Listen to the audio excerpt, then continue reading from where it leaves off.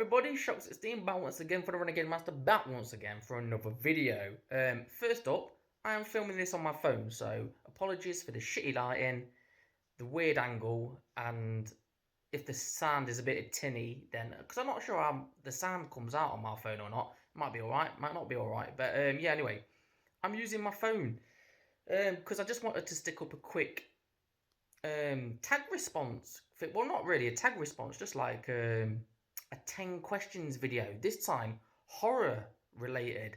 I think this came out, the original came out around about Halloween, hence the horror themed. But yeah, why not? I've seen a lot of other people doing responses to this, so I thought, you know what, I'm going to jump on that train and get my response in too, because horror is one of my favourite movie genres. So yeah, I do love me horror. So yeah, I've just I watched Matt Metropolis's video the other day. I've literally just finished watching Retro Red Steve's video, but I did also watch Swifto's as well. So yeah. Anyway, the person who started this video tag or whatever you want to call it is VVCow, the artist formerly known as Walking the Cow. So yeah, VV, I'm not sure if that's meant to represent a W, two V's together, like, I don't know, for walking, but whatever. Walking the Cow, VVCow is now known. So yeah, 10 horror questions. So, and yes, I've got a pen and I've got a piece of paper because I'm filming on my phone. That means I've got to use good old pen and paper to write down the questions. So yeah, anyway, 10 questions, here we go, all about horror and all that. So, question 1, what was your first horror? So, I can't really remember my very first horror, but one of the earliest ones that I can remember that I think, yeah, it probably might have been the first one actually, because I was very young when I watched it. I'm going to say I was about 10 years old because I think my sister was in her teens. And it's her fault as well why I watched this one. Oh yeah, by the way, if you can see me keep changing colours, it's because the light off the TV. Anyway, so yeah, when I was young, but like I say, about 9 or 10 years old, something like that, my sister and her friend was babysitting for me, and they decided they was going to watch A Nightmare on Elm Street, and rather than tell me to go to a different room or send me to bed or whatever like that, they let me stay up and watch it with them. And yeah, I was forever scarred by that movie. So yeah, Freddy Krueger, absolutely terrifying as a child because he gets you in your dreams. So yeah, I just remember, like I say, it was probably like if not the first, one of the first horror films I ever saw that just made me shit my pants. And I can just remember sitting there, like my sister and a friend, they was kind of like hiding behind the cushions when all the scary parts came on. But me, I was just like glued to the TV, like scared out of my wits, but also kind of, it was like I just had to keep on watching to know what happened and stuff like that, because I'd never really seen it as horrifying as that before. And yeah, like any little kid who watched Freddy, I imagine, had the same thing. And yeah, I was scared to go to sleep, so for about the next week or so, I just used to sleep with my light on. I basically used to fall to sleep, like, I would just fall to sleep naturally, like, because I was too scared to go to sleep anyway. Because the bastard gets you in your dreams. Nobody's safe, are they? Anyway, question number 2. 3 of your favourite horrors. Right, so the first one I'm going to go for is Return of the Living Dead. Absolutely love that film. Have it on a steelbook and everything. Yeah, one of my favourite films, not just of horror, but probably like, yeah, it's at least top 20, if not top 10 anyway. Love Return of the Living Dead. 80s film, I think it's supposed to be like a pseudo sequel to the Night of the Living Dead. Because I think that's how the zombies come about. Basically, it's about these guys working in like is it a crematorium or a factory or something like that? I think it's a crematorium, and in the basement they've got one of the zombies, and I think the zombie is supposed to be one of the zombies from the Night of the Living Dead or something like that. Like I say, it's a pseudo sequel. I don't think it's a proper sequel. It just like takes liberties from that, and basically they crack open the canister containing the Tar Man, because it also introduced the Tar Man, a very iconic um, character in the horror genre. You should know who Tar Man is. You've probably seen an image of him, even if you don't realise what film he's from. But yeah, the Tar Man, and yeah, it releases like the gas or whatever, and it starts turning corpses into zombies. And it also gave us the I think it was the first ever depiction of running running zombies, as well as them being intelligent as well, because the zombies actually talk in this. And I do think it started the trope that zombies eat brains as well, rather than just eating like just flesh, human flesh. I think it was specifically the first film that introduced them that they like brains. But yeah, what I like about it is it's kind of like a comedy horror and stuff like that. But spoilers. But you know, you've had many years to watch it now. But yeah, it's got a very bleak kind of ending for a comedy horror. Anyway, so yeah, that's my first pick, Return of the Living Dead. Second pick is going to be American Werewolf in London. Again, probably one of my all-time favourite kind of horror films. Just brilliant. Love everything about that movie. Again, it's kind of comedy horror, but it's like it just plays it out. It's like probably one of the most well-balanced comedy horrors, because it does have some very dark scenes in it, but then it all just like immediately go to a light-hearted scene with his friend, like Dave. Oh, I forgot his name now. David, and what's the guy that gets killed at the start? Anyway, he comes. Is David's friend comes back as like as the undead, and tells him that he has to end the like string of werewolves. Basically has to end with him in order for him to cross over, and because he's like talking to his mate who's dead, and he's like decomposing throughout the film and stuff like that. So yeah, it gives some good comedy moments and stuff like that. And yeah, it has that awesome werewolf transformation, which is now very famous, So yeah, if you ever in London, stay off the moors. Even though that don't happen. Is the moors in London? Is the London moors? Do you know what I mean? It's a bit weird. Then again, they're not in London, are they, when they go to the slaughtered lamb? Anyway, whatever. American Werewolf in London. I'm babbling. And the last one is Night of the Creeps.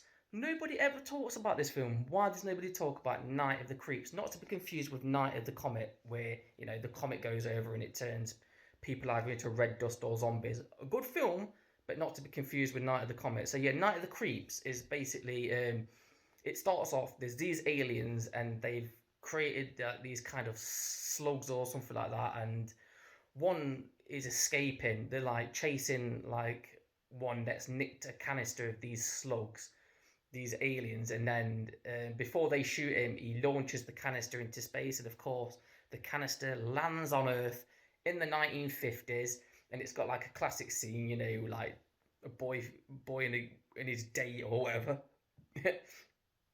They're like in the car, they see a shooting star, which of course is the canister, and the canister comes open.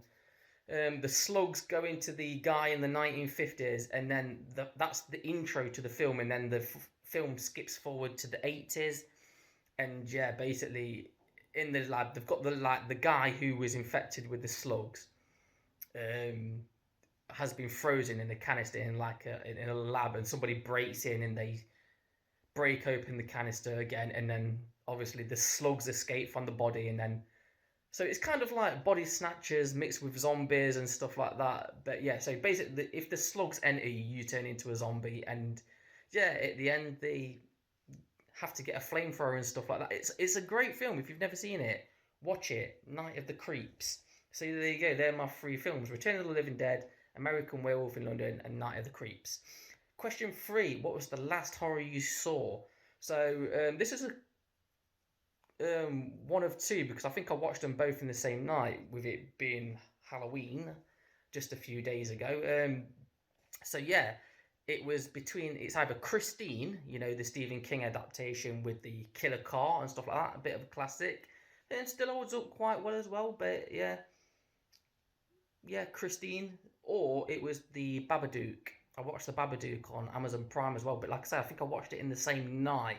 So yeah, the Babadook is about this like creature from a book, and for some reason it wants to snatch this woman's son and stuff like that. But I think it has like undertones of like, it's supposed to be like a representation or a metaphor for her depression and stuff like that. I think I might be looking too far deep into it, but I do think that's the gist of it. But if I'm not, then it's basically just some evil guy in a hat that wants to take this kid, which, so it's kind of one of those movies that's hard to rate, because if you just judge it on its base level as a guy, like a demon guy that wants to take a child, it's pretty crap. But if you look at it as a metaphor for this woman's like depression and stuff like that, because she like loses her husband in a car crash and stuff like that, then you can, I don't know, it probably will rate high. It depends which way you look at it. But yeah, I don't know if I'm looking too deep into it or not. Anyway, so there you go. It was either Christine or the Babadook, which I saw last. Question 4. Favorite horror sequel? Oh, so this is again a joint one. I can't really split it. So it's either going to be Nightmare on Elm Street 3, The Dream Warriors, or it's going to be Friday the 13th, Jason Lives. So yeah, Dream Warriors is great. It's probably the best in the Elm Street series, barring the first one. And maybe New Nightmare. No, New Nightmare don't get enough love, but yeah, Dream Warriors is exceptional. It's a great sequel. It introduces us to the pop cultural kind of Freddy Krueger as well. The wisecracking kind of Freddy and stuff like that. And what I like about it is the victims aren't just straight up victims. They have their own kind of like dream powers and stuff like that. Hence the Dream Warriors, so they can kind of fight back in with their own kind of skills and stuff like that. So yeah, and it makes for some really creative kills as well on Freddy's part and stuff like that. And yeah, Jason Lives, I would say, is kind of on par with it. In fact, I would say Dream Warriors is probably a little bit better actually, but Jason Lives, as I just love that, because it introduces the Jason that we know pop culture, like the zombified kind of Jason, which is more or less unkillable and stuff like that. Because before then, he was just a guy. It was just a guy in a mask that could be killed. Tommy Jarvis did it, and Tommy Jarvis comes back in this one like an idiot, sticks a pole through him, lightning strikes the pole and brings Jason back to life, and now is the zombie kind of Jason that's harder to kill. But yeah, it's basically just the one that turned Jason, I think, into a more pop cultural kind of icon, horror icon, where he's like just a brute, just an absolute beast in it. And again, he's got some like nice creative kills and stuff like that. So yeah, it's either Dream Warriors or Jason Lives. Number 5, horror you saw in the cinema. Now I had to think about this one, because I was thinking I haven't seen a lot of horrors in the cinema, to be honest with you. But I think the last one I saw was the remake of the Texas Chainsaw Massacre, which I actually thought was really well done. In fact, controversial, but I think that Texas Chainsaw Massacre remake might actually be better than the original, because I do own the original, so I'm not bagging on it, but I'm not going to say shit or like that. But I was never a massive lover of that film. I know it's a classic and stuff like that, but yeah, I was not the biggest fan of it, and I think the remake is actually more compelling than the original. I think in the original, I think what puts me off is the screaming. That girl screaming all the fucking time, all the way through it, and it just gets on my nerves after a bit. Yeah, it gets on my tits after a bit. So yeah, Texas Chainsaw Massacre anyway. 7, favorite Stephen King adaptation. Now I'm taking it you mean just his horror, like his horror genre ones, because there's like stuff like The Green Mile and Shawshank Redemption, and then my favorite film of all time, The Running Man. that was loosely based on a Stephen King adaptation, a Stephen King book as well, weren't it? So yeah, if we're sticking to just horror stuff, then I'm not really a fan of that many Stephen King stuff, because a lot of it was made in like the 80s, and a lot of it was like for TV movies. So you've got like the Tommy Knockers, the Langoliers and stuff like that, Night Flyer and stuff like that. Yeah, I didn't think there was all that good, but so there's a lot of material there that I think should be remade. And the one that did get remade is, of course, It, Pennywise.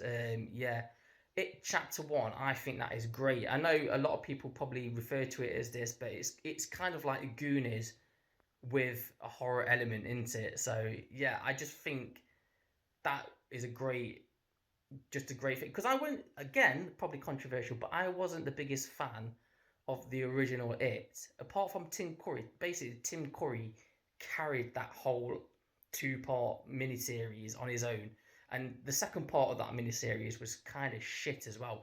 Whereas It Chapter 2, I do like It Chapter 2, the remake, It Chapter 2, but It Chapter 1 is where it's at for me. It's just a fantastic, fantastic remake, and probably the best Stephen King adaptation at this point. So there we go. That's my favourite Stephen King adaptation. Oh, 8, Remake. So, have I missed one? Oh, I missed one. Stephen King was 7, but I missed question 6. Sorry, I've missed one. Question 6. Comedy horror. So for me, it would be Army of Darkness. Yeah, I do love the Evil Dead movies.